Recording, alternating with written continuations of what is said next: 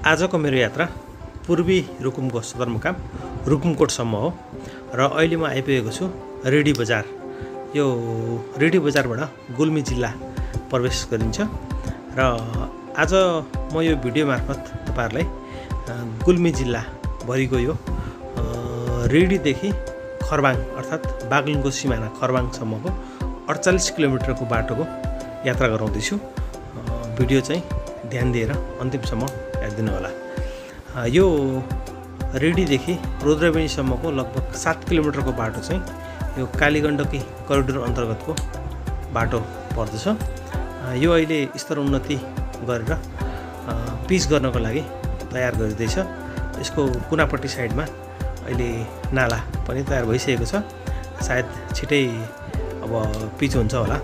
र यो बडीघाट खोला, यहाँबाट अगाडिको बजार चाहिँ रुद्रबेनी बजार हो।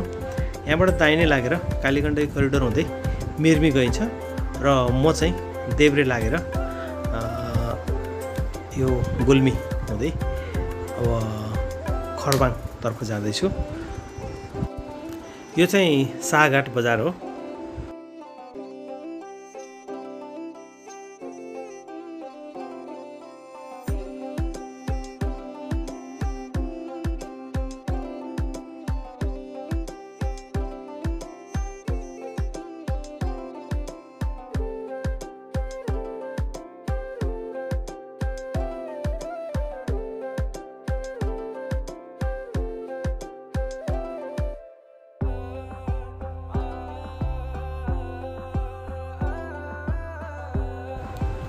यो चाहिँ ज्वाङ खैरेनी भन्ने ठाउँ हो। यो चाहिँ पुरानो बस्ती छ। यहाँ चाहिँ बाटो विस्तारको काम चाहिँ अलि भएको छैन। एकदम साँघुरो बाटो छ यो बजारमा चाहिँ।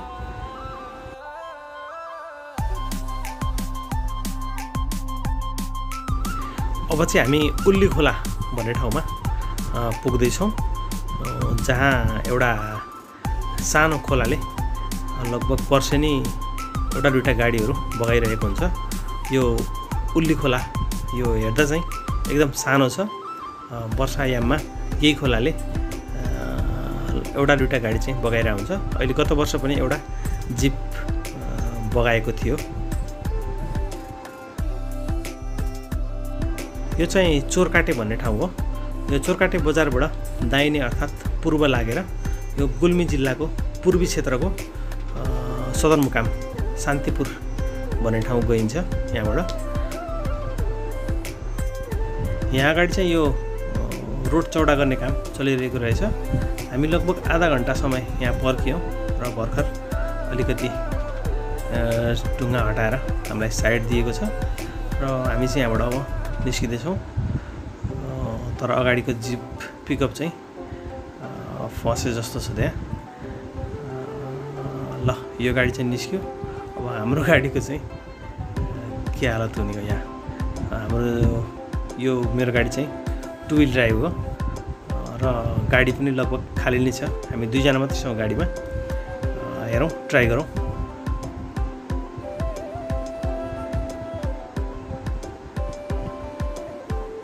ल गाडी चाहिँ फस्यो हो।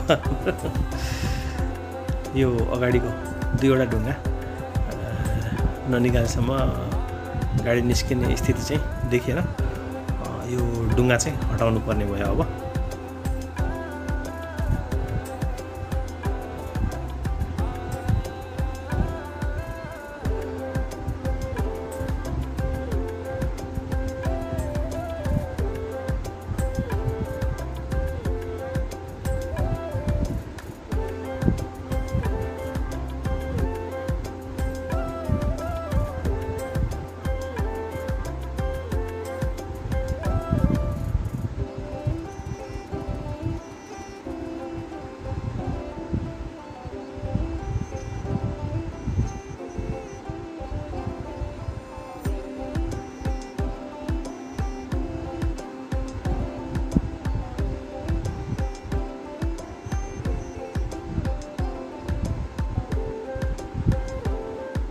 अब चाहिँ गाडी निस्केला जस्तो छ। एकदम धारिलो ढुङ्गाहरू रहेछ। कता टायर काटिने हो भन्ने डर। मेरो हात पनि अलिकति काट्यो थोरै। ल हाम्रो गाडी चाहिँ निस्क्यो। अब चाहिँ हामी केही बेरमा मजुवा भन्ने ठाउँ पुग्छौँ। अब यो खोला तरेपछि अगाडि चाहिँ यो मजुवा बजार हो। मजुवाबाट देब्रे लागेर अर्थात् पश्चिमपट्टि यो बडियार खोला तरेर जुगुम हुँदै यो रिडी तम्घासको बाटोमा गौडाकोट भन्ने ठाउँमा निस्किने एउटा बाटो छ, एकदम सर्टकट बाटो। यो चाहिँ मजुवा बजारै हो। यो बाटोमा रेडीदेखि यता लगभग सबैभन्दा ठुलो बजार नै यही मजुवा होला।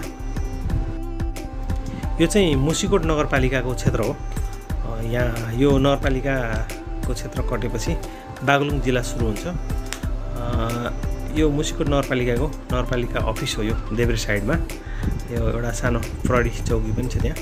यो मुसिकोट नगरपालिका क्षेत्रमा चाहिँ यो बाटो चौडाइको काम सकिसकेको रहेछ, ग्राभल भइसकेको छ। अब सायद छिटै पिच हुन्छ होला।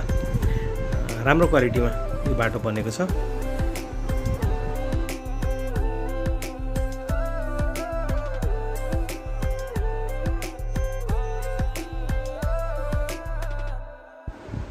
यो चाहिँ वामी अर्थात् वामी टक्सार भन्ने ठाउँ हो। अब गुल्मीको यो उत्तरतर्फको लास्ट बजार हो यो। अब यहाँबाट केही बेरमा हामी बागलुङ जिल्लासँग जोडिन्छौँ, जहाँ बागलुङ जिल्ला जोडेपछि खरबाङ भन्ने ठाउँमा हामी बागलुङ जिल्लामा जोडिन्छ। र यो बाटो चाहिँ अहिले एकदम राम्रो तरिकाले बनाउँदै रहेछ।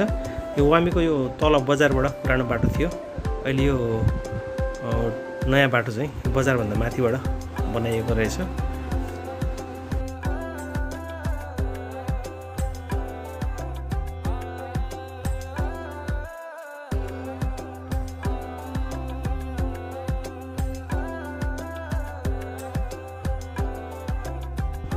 यो ओह्रालोमा चाहिँ ढलान गरेर बाटो बनाइदिइ रहेछ। यो एकदम ठाडै ओह्रालो भएको हुँदा यहाँ चाहिँ यो पुरै ढलान गरेर बाटो बनाइदिएछ। यो आधा साइड चाहिँ ढलान भइसकेको छ र यो अर्को हाम्रो यो लेफ्ट साइडको आधाबाट चाहिँ वान वे गरेर गाडीहरू पास गराइएको रहेछ। र ढलान पनि एकदम राम्रो क्वालिटी देखिन्छ। यो लगभग 8 इन्ची भन्दा मोटो ढलान देखिएको छ। यो हिसाबले पनि बाटो राम्रै गुणस्तरको बन्छ होला जस्तो छ।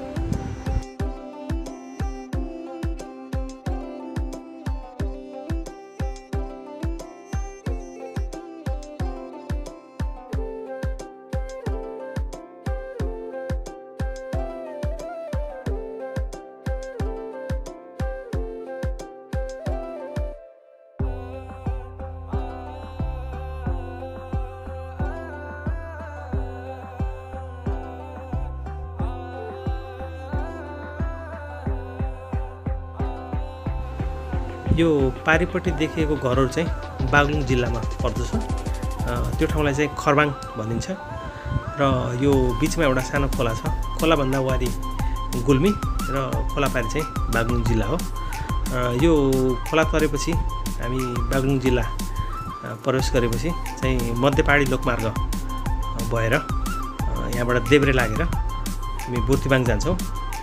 यो भिडियो अहिलेलाई यति नै। रिडीदेखि खरबाङसम्मको यो 48 किलोमिटरको बाटोको भिडियो तपाईँहरूलाई कस्तो लाग्यो सल्लाह र सुझाव भए कमेन्ट मार्फत जानकारी गराइदिनु होला। यो यहाँभन्दा अगाडिको सेकेन्ड पार्ट चाहिँ फेरि कन्टिन्यू आउँछ, हेर्दै गर्नु होला। अहिलेलाई यो भिडियो चाहिँ यति नै।